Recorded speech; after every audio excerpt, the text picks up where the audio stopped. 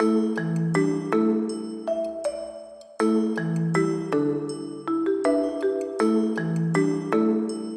think what we have managed to do in the first 100 days is put together a government which is functional and which has a very, very good idea. Hi, I'm Roby Of Alampay. what we are targeting in terms of We just marked the first 100 days of President Ferdinand Marcos Jr.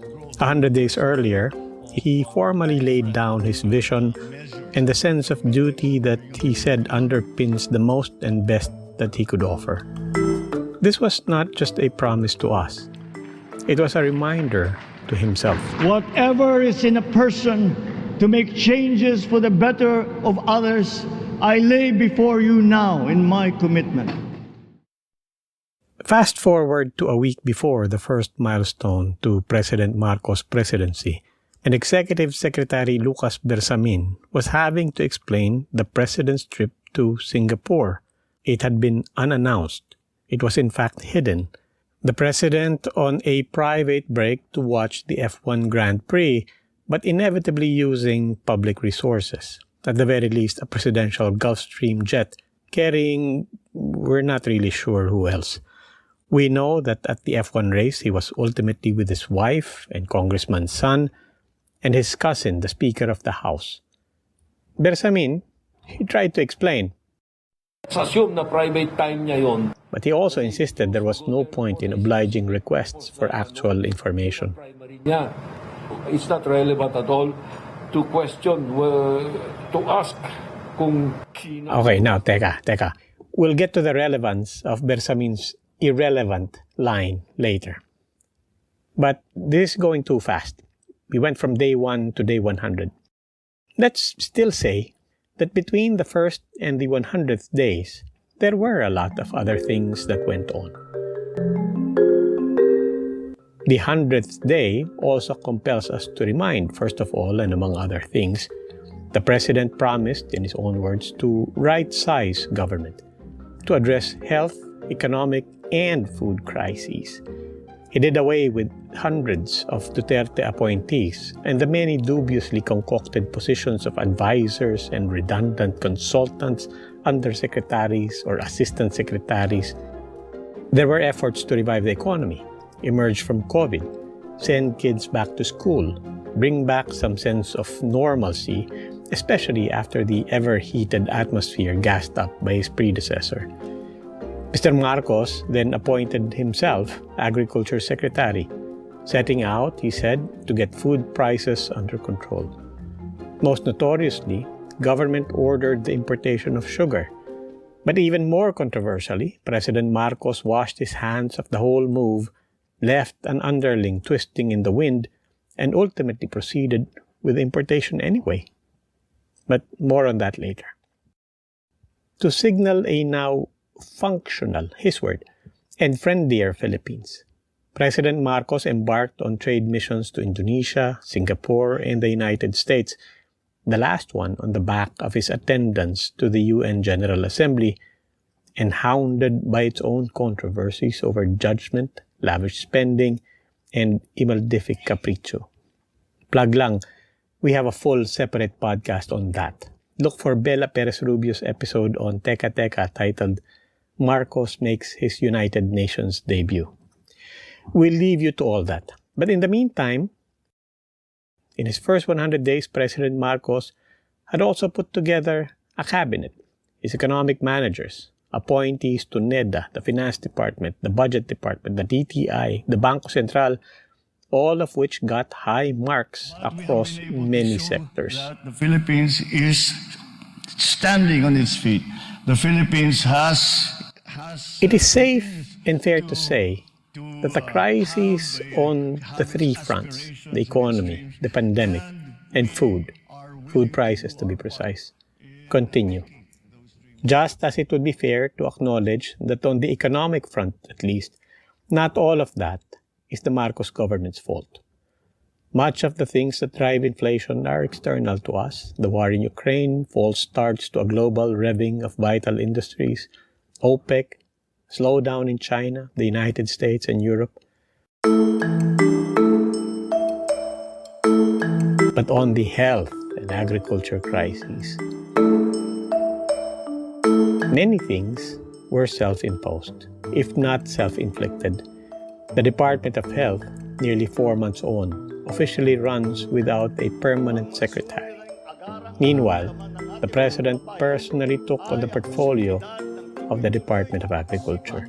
Ang presyo ng pagkain at kakulangan sa supply ng ating pagkain. Para sa pangmatagalang solusyon, itataas natin ang produksyon ng mga kalakal at produktong pang-agrikultura. At para magawa ito, pagtitibayin natin ang tinatawag na value chain na nagsisimula sa mga magsasaka. Ironically, it is those lines and assurances to farmers that now brings and speeds us back to F1 and the full 10 days preceding it. For 10 days before his 100th day, nobody knew about the coming F1 junket. But this much he and the whole country did know. A storm was coming. A big typhoon. Potentially, Pag-asa was warning the biggest of the year. Tinatayang nasa laing 230 kilometers ng layo, silangan ng Infanta, Quezon. Taglay ng bagyong Sikating ang lakas ng hangin na umabot na hanggang 185 kilometers per hour malapit sa gitna nito, no? At yung pagbugso aabot na hanggang base sa pagtataya ng Pag-asa, posibleng sa darating na linggo maglandfall ang bagyo. Lalakas pa ito habang papadusok. That was a Sunday. By the following Saturday, we knew the damage it had wrought. More than 3 billion pesos worth of farm and rice lands laid to waste, a full harvest cycle in Luzon that the Marcos government had counted on gone. The damage was so extensive that the Department of Agriculture, the department led by President Marcos himself, the DA itself said rice prices will rise by another 20% by Christmas. And yet, by the same weekend, as we were still coming to grips with the devastation wrought by Carding, President Marcos was in Singapore. When it was explained away as a much-deserved break, nobody questioned the chief executive's right to some rest. But everybody, save for Malacanang, did ask about the costs and about the wisdom of pushing through with the trip, about the need for all the secrecy, about the lack of transparency, about whom else taxpayers spent money on. Malacanang's first official statement on all of those questions, Bersamin's calling all of those questions irrelevant, only set off more outrage and encouraged even more questions. For it had the temerity to play aggrieved, to be on the offensive when people, frankly, were looking for honesty and maybe contrition. PumaPodcast and our news team at Teka Teka held a Twitter space to mark the 100 days of President Marcos, and this point kept coming up. Here's PumaPodcast CEO Carl Javier on what Bersamin said. Public officials to be accountable, and then they found a way to flip it to say, grabe naman kayo, ayaw nyo papahingahin yung tao. Yung implication is tayo pa yung inhumane dito. Yung tayo pa yung insensitive. Get past the glibness and disingenuity, and Bersamin only managed to complicate matters for the president. Look, this was either a private trip or a public mission. So which was it? Bersamin invoked the privacy of a private trip while claiming the potential benefits of inevitable networking by the Philippines' chief sales officer. But he was, of course, inviting scrutiny on both sides. Di ba yun eh? Hirap yung tao eh. Again, I'll go to the no? You have to distinguish economic and functional spending. That is the former chief of the Commission on Audit, Commissioner Heidi Mendoza. We had interviewed her on One News, The Chiefs. Ang pamantayan dito ay yung parati nating sinasabi. Nung nagtitraining kami as auditors, ang pamantayan natin yung tinatawag nating the prudence of a good father of a family. Now, pag sinabi mong official trip, ayun. At the Twitter space with Carl, deliberately but also quite inevitably, people kept looking back on the president's first 100 days through the lens of the week that had passed.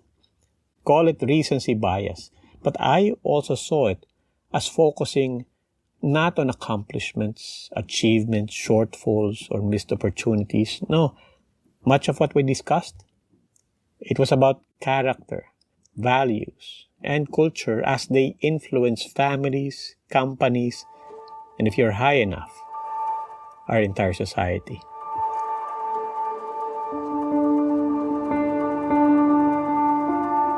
Because for all the promise of every new government, I truly believe the Philippines is held back not just by bad governance, corruption, inefficiencies, impunity. At the base of all that is a simple crisis in values. Not for lack of laws, but simple decency and respect for others. Where power means never having to say you're sorry, simple consideration for public perception, you need not even be sincere. It counts for something. You need not be a saint for people to appreciate some level of hiya. So forget the rules and the laws. Just ask yourselves, how would any responsible, values-driven leader behave? A responsible leader, even now, would at least acknowledge the questions after the fact. Carl said at our Twitter space, think of your own company, regardless of which floor your desk is hidden away. I think most people may just be seeing this in the same way na kung nagtatrabaho ka, na grabe kayo mag-overtime at hirap na kayo, you're trying to meet the deadlines, you're all like staying late in the office, and then makikita niyo yung boss niyo nagpo-post sa IG na gumigimik lang siya. You know, partying somewhere. I think that's where the feeling comes from. A company is a good metaphor. But I also keep coming back to what Commissioner Heidi Mendoza shared. So sabi ko, okay, pag sa public fiscal, ano yung pamantayan kung at pasok yung expenses or what? It should be within the standards of the prudence of a good father of the family. The prudence and diligence of a good father of the family. So yun yung question. The test of a prudent father. Or mother, the test of a prudent parent. Frame it that way, and you don't need to listen to lawyers, spokespersons, nor even critics. You have enough to reflect on tendencies, habits, and all that unchecked instincts lead to. At our Twitter space, I said, I would not necessarily suggest that 1 week's dense, insensitive, lavish, and off-key priorities is preview for the remainder of President Marcos' term. But I think it is fair to say that based on a refusal to cancel a trip following a major typhoon that devastated farmers, the instincts of our leader gave us reason to be concerned. I mean, if the President and the Agriculture Secretary were two different people, di ba? What would the President do to the Secretary who, unannounced, flew off to Singapore on his first test of character and leadership? For that matter, what would a responsible president say to a congressman? What would a prudent father say to his public servant son if he heard him say this to explain an unexplained trip abroad? Did you hear this? Nung nandun ako sa Singapore, what Sandro Marcos himself said in a TikTok video? We were a big group, and thankfully, matagal na namin kaibigan ng organizer. So, inimbita kami. And, well, libre lahat. So, medyo swerte ako. You are absolutely not wrong and certainly not alone in thinking the young Marcos was not only suerte, he was in breach of laws and ethical guidelines for public servants.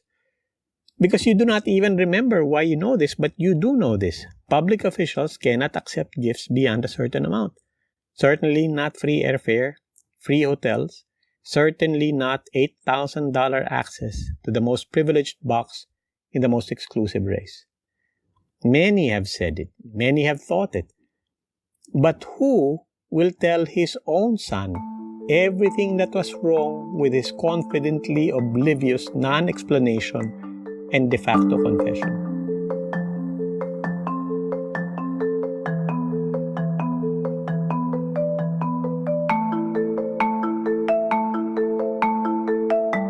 The crisis in values in this country has been seeded by every act of graft, corruption, petty or grand offense that has gone unchecked and in fact have been rewarded.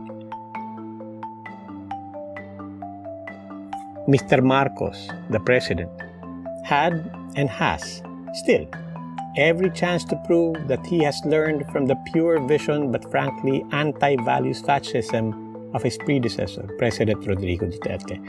And for that matter, he has the only platform there is to show that he has learned from the greed and profligacy of his parents, beyond the sense of entitlement that could ensnare anyone growing abnormally in the bosom of a conjugal dictatorship. As a father himself to his son and to our country, he will in fact demonstrate, for better or worse, that values, good or bad, define character, which drive decisions and actions and ultimately determine success or failure.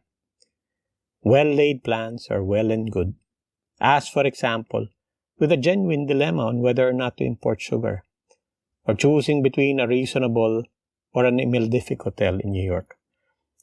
As one embraces or shirks responsibility for whatever decision, character should trump rules, budgets, even power, not the other way around.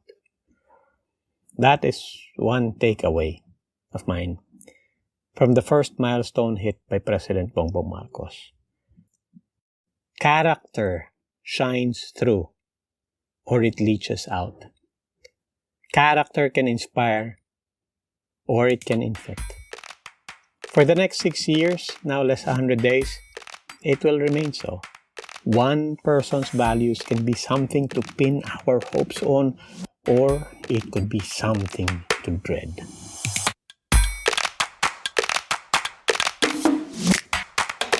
Ako po si Roby Alampay. Franco Luna provided research for this commentary, but all thoughts, opinions are mine. If you appreciate what I've shared, whether you agree with me or not, please do consider sharing this with a friend. I would also love to hear from you. And follow PumaPodcast on Spotify, Apple Podcasts, or wherever you podcast. Maraming salamat po.